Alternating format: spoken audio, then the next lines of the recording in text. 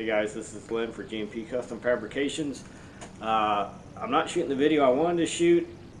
I had it all planned out in my head and nothing worked as I had intended. So I fought with a bunch of issues that I will talk about, and hopefully I've got them resolved and we will find that out together. So let's get started.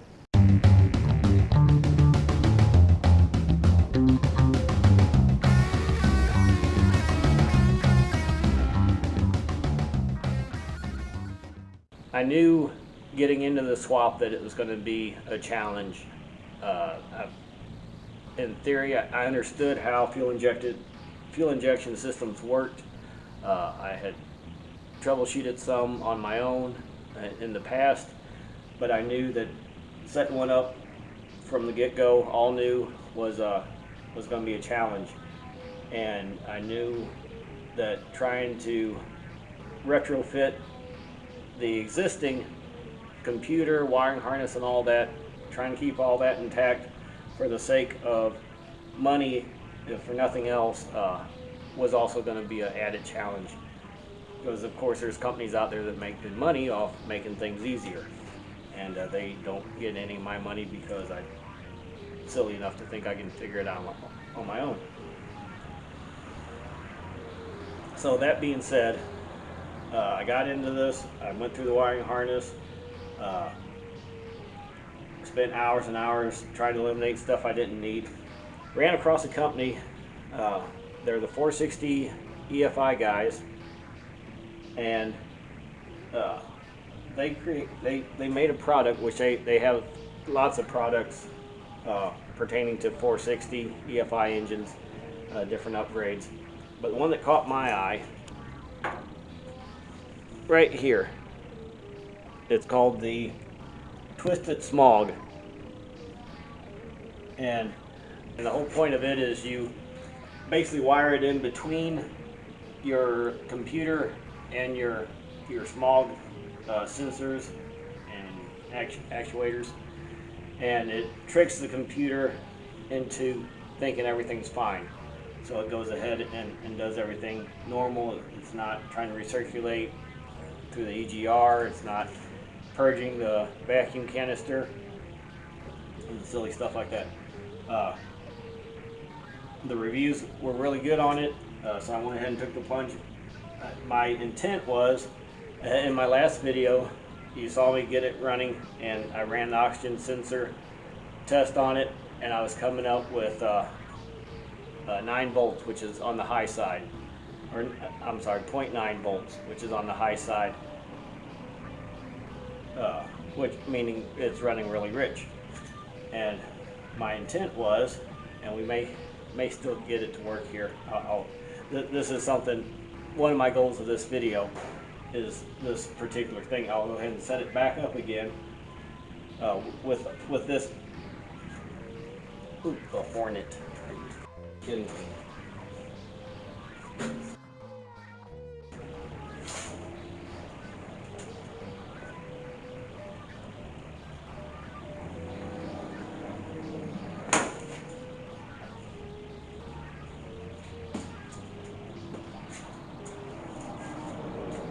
My plan was I would have the truck running, but verify that I was still getting the 0.9 volts, which was a rich fuel indication, and then I would shut the truck off, wire in the Twisted Smog, fire it back up, and compare the readings. However, after I did the initial oxygen test that you saw on camera, I backed the truck up, pulled the fuel injectors out because I had a feeling that they weren't working good. They weren't firing like they should. The truck had been sitting for a long time. I was pretty convinced that there was probably a varnish buildup that had broke loose. It just went from firing right up to cranking and cranking and cranking to sputtering, and it was just getting worse and worse. And so I proceeded to troubleshoot. and I went through, uh, took all my fuel injectors out again. I did a more thorough cleaning the second time.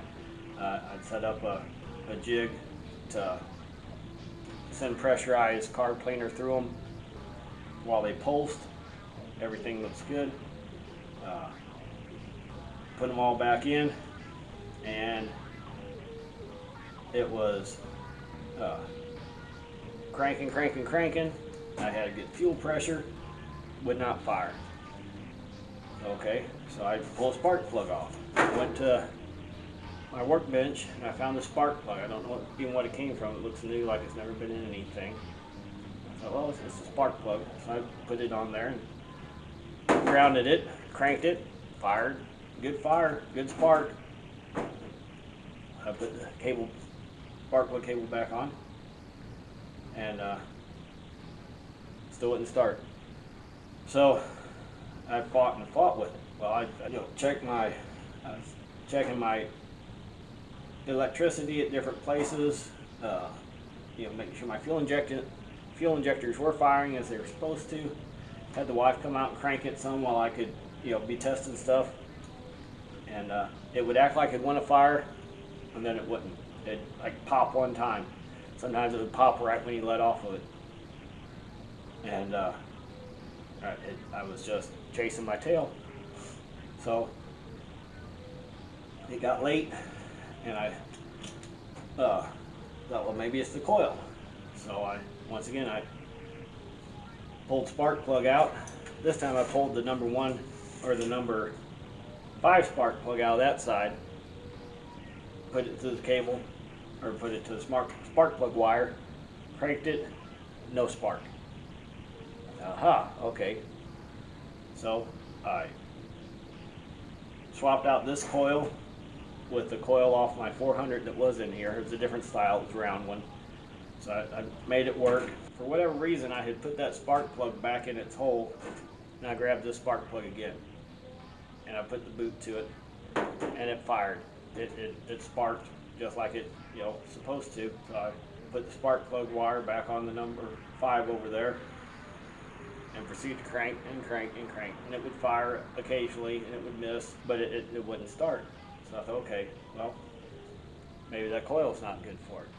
So I ended up with this. It's a 460 distributor made to fit a GM HEI distributor. I had this cool clear cap too. Well, I got it from some other deal. But anyway, I thought, well, I know this works. I've had this on a working motor, so I'll pull the distributor out.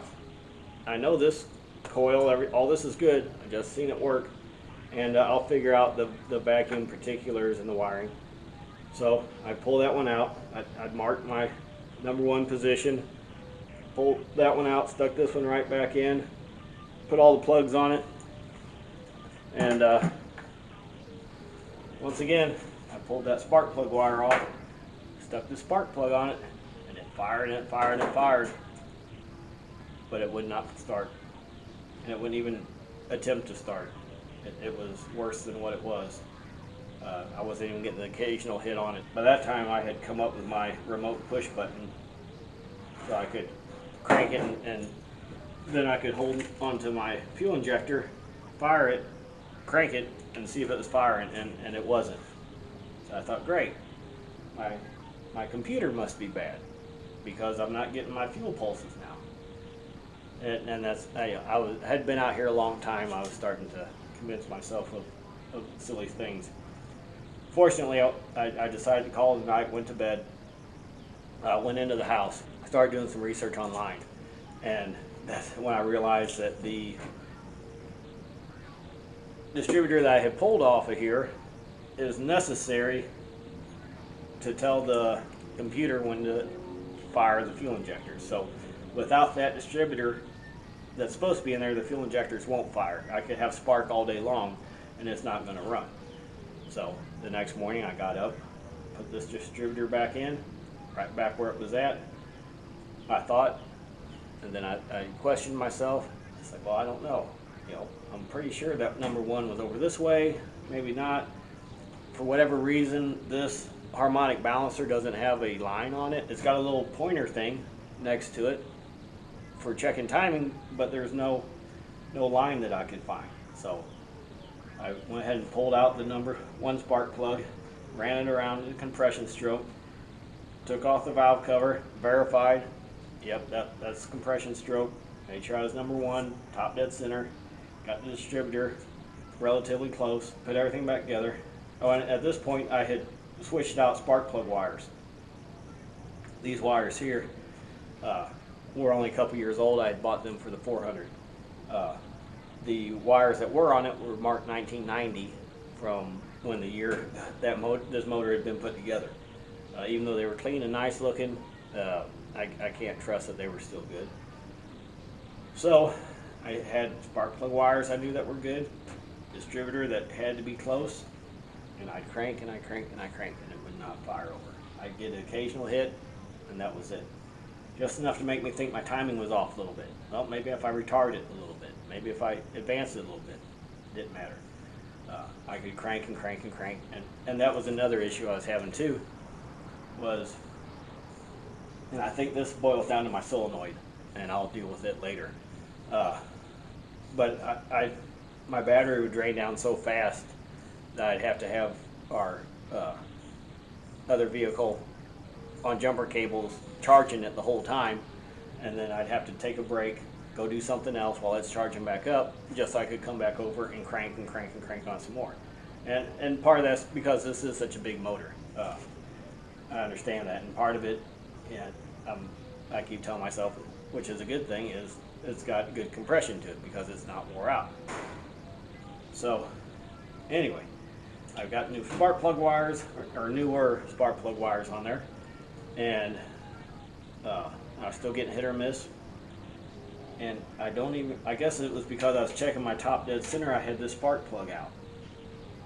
And this spark plug that I had been using had rolled somewhere. These damn rounded fenders aren't good for holding anything. Anyway, it had rolled underneath the truck. So I went ahead and used the spark plug out of the number one hole.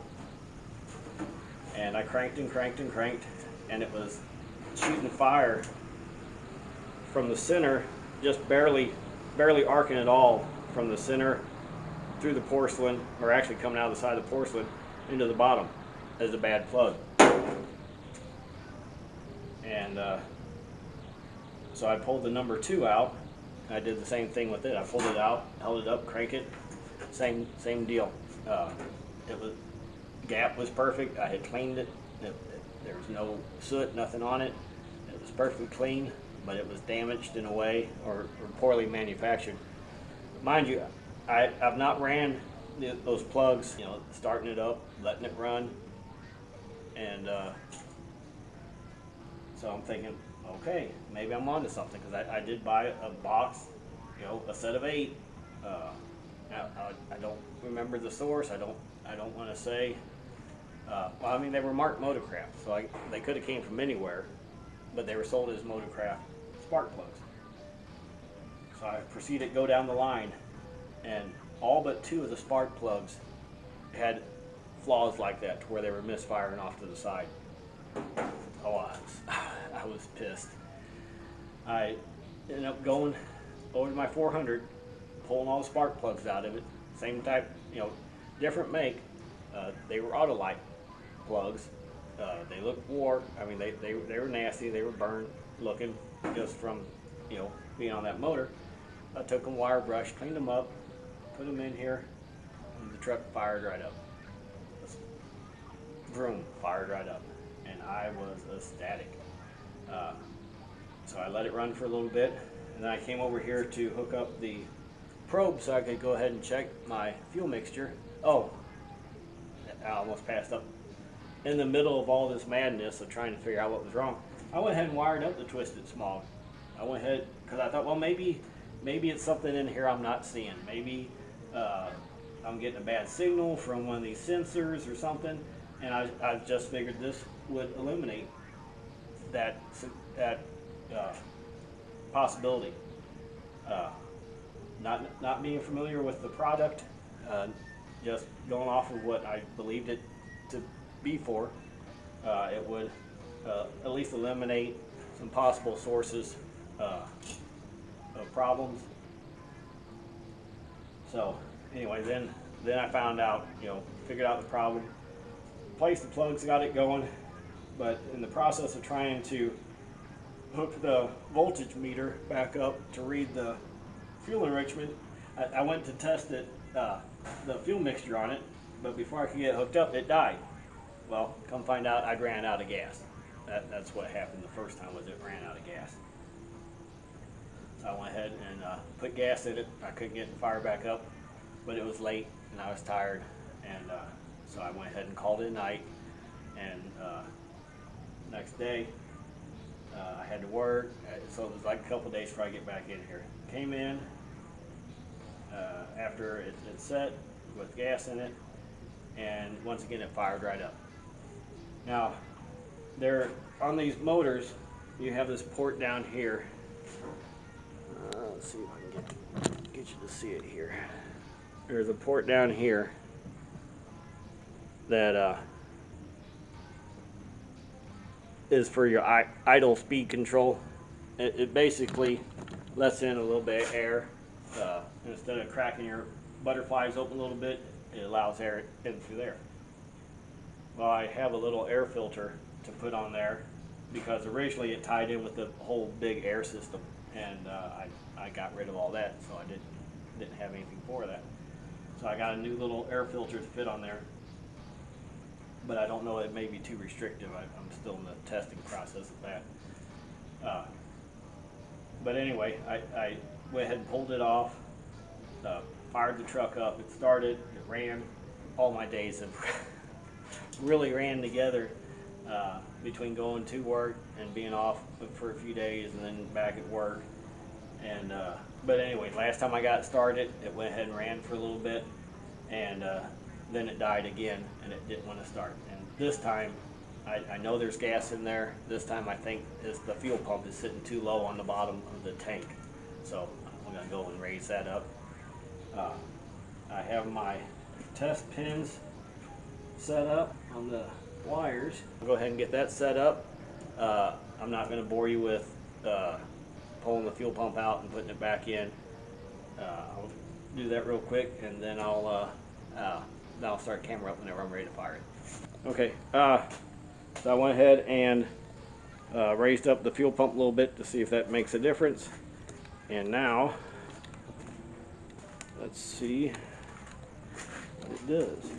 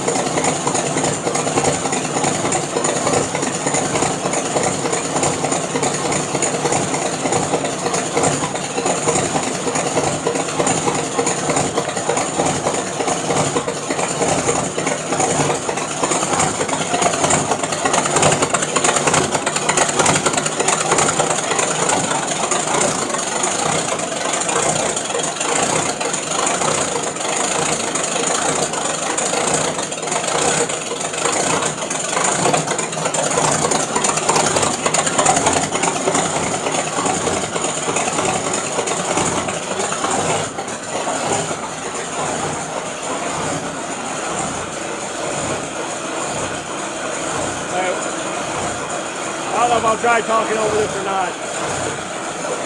Oh, let me check my readings. Look.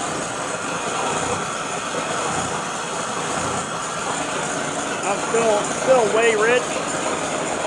We'll see after it warms up. It should correct itself. I've not had it run long enough, I guess, for it to do that yet. But you see here, has a little load on it right now.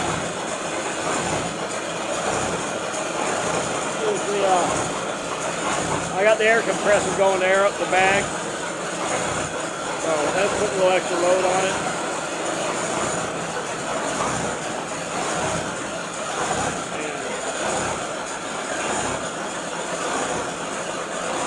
is the little filter I was talking about. Put on here.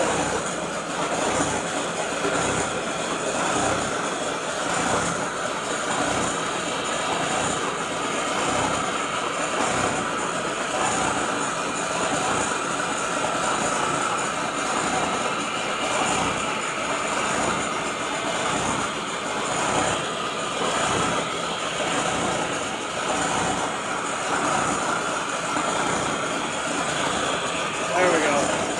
And it didn't seem to affect idle quality at all, so I'm not going to be as worried about it as I was. Yeah, it's running and I'm so happy. Alright, that fan I'm sure is making too much noise in the background. I went ahead and let it run until it got hot enough to kick the fans on. This is the first time I've let it get that warm. Or first time I've had it able to get that warm. So they went ahead and kicked on like they're supposed to at 180. So I'm going to let it sit there for a minute. One of the many things that I was doing while I was letting my batteries charge up. Hey.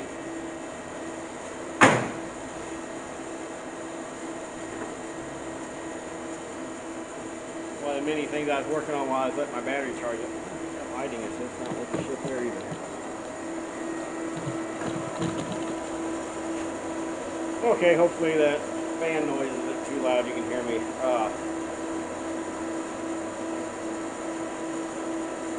Keep forgetting that's not a mirror. Okay, this is the first time I've had the fans kick on. First time we got it idle long enough to get them to kick on. And they kicked on when they're supposed to at 180. I'm concerned the air-fuel mixture is not correcting itself. I'm still running 0.95 volts, which is extremely on the rich side, and I'm not seeing the engine do anything to correct that, so I'm going to have to do some investigating to see what's up with that. Something else that I was working on while I was waiting for batteries to charge up, and if you're on my Instagram, you've seen this already, but my air breather. Let's see. There we go. My air breather. I had originally made a different one. I'll go ahead and show you a picture of it right here. Right over here. Yeah. And I love the look of it, but I didn't have the hood back on here yet, and I kept thinking that's going to be too high for that hood, but I kept going with it. And sure enough, I went to put the hood on it, and it was way too tall. So I went ahead and reduced it down, simplified it a little bit. Okay, there's a lot of talk on the internet. This air horn setup is was part of the original air intake. You can see how small that reduces down. Oh goodness, shut up. You can see how that reduces down. That I believe that was just for the purpose of quieting down the motor, so that when you get on it, you really don't hear it. There are people that claim that helps build torque, that if you take this tube out that you're going to lose all kinds of low end torque. I can't hardly see how that would help my motor breathe that much more, but I haven't got it all painted or polished up yet. But anyway, I went into one here and then back out, and it does reduce down a little bit. So if there is anything to that whole low end torque thing, I may actually retain some of that, but I don't reduce down nearly as small as what that was. So let me get this put back on and we'll fire it back up.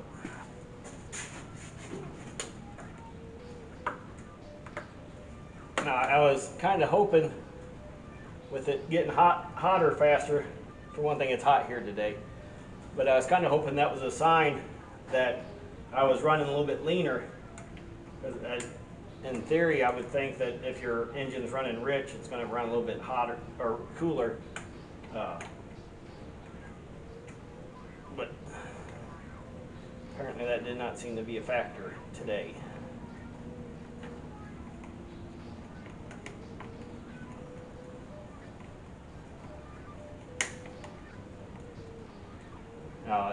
These air filters are not positioned in any way that's going to help as far as the cold air intake would be. I could go that route. I've got an opening here, an opening over here, but I'm not going to go through that. I also have these snout holes up here in the hood. I know this really puts it right here where the heat's at.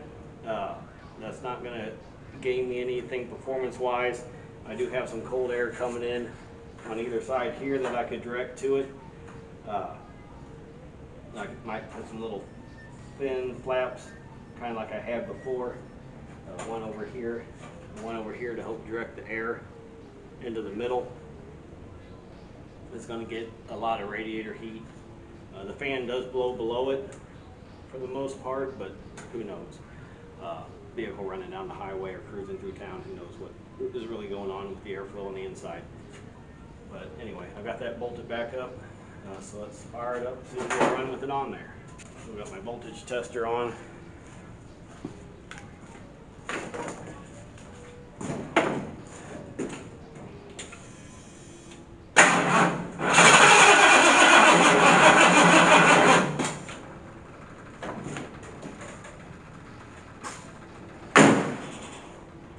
And hence, that's the problem I've been having once it gets warmed up, or actually if I go to crank it too many times in a row. Thinking that maybe my solenoid, my starter should be fine. I even swapped out the one that was on here for the one that's on there now, and they both do the same thing. So that being said, I need to look at different solenoid options, order the proper one for a truck as such. There's a meme out there that of a person going to an auto parts store, and when the parts person asks them what year it is, the guy starts rambling off a bunch of different years and makes and models and all that. And I got the same thing going on here. And that's going to do it for this video. I somehow managed to unplug my microphone. I noticed it in editing. I had a bunch of rambling that you've now been spared from. So that being said, this is Glenn for G&P Custom Fabrications, living the dream till the freaking phone rings. Thanks for watching.